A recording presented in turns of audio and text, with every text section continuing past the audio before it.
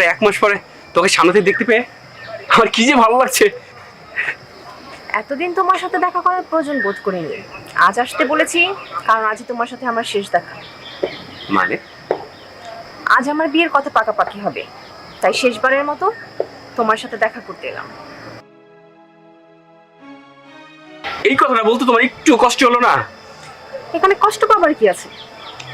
তোমার মতো বেকার একটা ছেলের সাথে 3 বছর প্রেম করে কি পেলাম, আর তোমার আমাকে দেবার মতো কি বা আছে? আমি তো সারা জীবন বেকার থাকবো না। আমি শিক্ষিত ছেলে, চাকরি একটা ঠিকই পেয়ে যাব।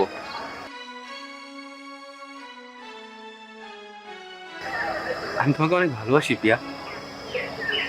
আমি আমার মনে ক্যানভাসে তোমার ছবি আঁকি কৃষ্ণচূড়া রঙে।